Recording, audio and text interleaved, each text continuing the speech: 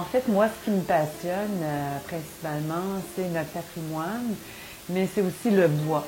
Alors moi, le bois, c'est une matière vivante, c'est une matière qui me nourrit. Je trouve ça passionnant. Juste un vieux morceau de bois, là, ça m'excite. Alors France, comment vous définissez-vous professionnellement? Bien, en fait, moi, je suis une antiquaire et une styliste. Puis, je dirais qu'un ne va pas sans l'autre, un nourrit l'autre. J'ai créé Bleu Patine il y a 10 ans déjà maintenant.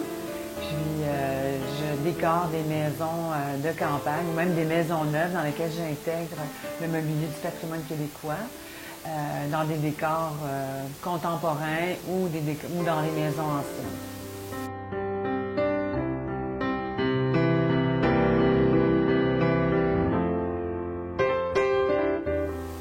La vision artistique, c'est la vision artistique qui a une émotion, ça m'émeut. Puis je les vois, ces pièces-là, réanimées dans des décors urbains ou dans des maisons ancestrales, ou pas nécessairement ancestrales, mais dans des maisons anciennes. Mais je les vois en scène parce que j'aime leur couleur, leur texture, j'aime leurs défauts, j'aime la lumière qui se dégage, les contrastes, l'usure. C'est ça qui me fascine. Alors, quand vous rencontrez des gens, quand vous allez chez eux, puis qu'ils vous permettent d'entrer dans leur maison, c'est de bien comprendre qu'est-ce qu'ils vous demandent. Alors, sans ça, pour moi, c'est impossible de pouvoir travailler, parce que je m'en vais pas décorer. C'est bien ça la nuance. Je ne vais pas décorer chez les gens, je vais leur donner des conseils pour créer des décors harmonieux. Je vais les conseiller pour leur dire où aller chercher ces matériaux-là, par exemple, comment travailler les choses, comment créer une ambiance dans leur maison, mais qui leur ressemble à eux.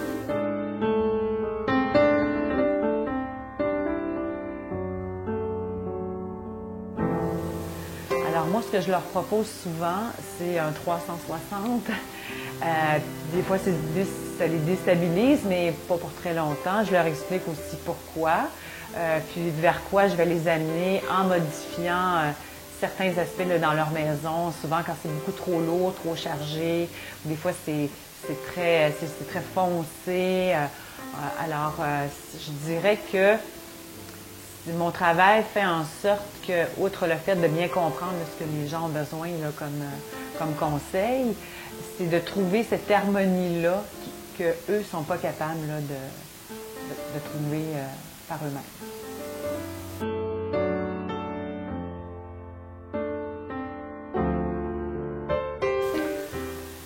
Actuellement, ce qui est privilégié, c'est d'acheter des pièces qui ont leur couleur d'origine. Quand on parle de couleur d'origine, je ne parle pas nécessairement de la couleur primaire qui a été la première fois que le meuble a été peint, là, par exemple en 1820 ou en 1840. Je parle aussi des divers champis qui ont eu lieu à travers le temps.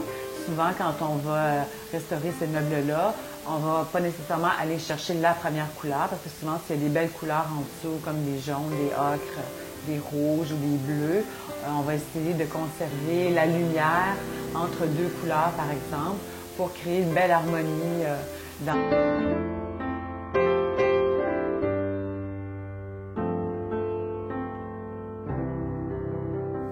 En fait, moi, ce qui m'a toujours touchée, puis ce que je privilégie en soi, c'est les meubles de fonction.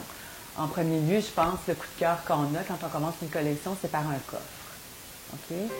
Alors, il faut comprendre que le coffre, c'est l'ancêtre de la commode. Donc, c'est le premier meuble de fonction qu'on a amené ici.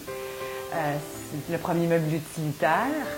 Ensuite, quand je pense à des meubles de fonction qui me touchent profondément, je pense à la huche à pain. Je pense à une table à traverse. Je la vois dans la petite maison de campagne. Des meubles très, très simples.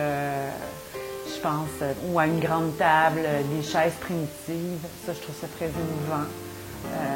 Une berceuse, un berceau d'enfant qui, pour moi, représente une autre vie, un autre mode de vie, mais qui sont reliés très, très intensément là, à notre patrimoine et à notre mode de vie québécois. Comment choisissez-vous les meubles dont vous faites l'acquisition? En fait, je pense sincèrement que c'est eux qui me choisissent.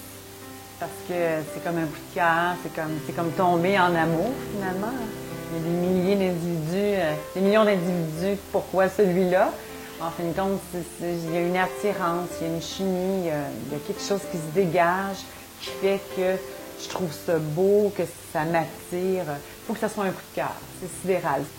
Je pense que c'est de réaliser aussi des choses pas ordinaires, dans le sens pas conventionnel, qui me rend heureuse.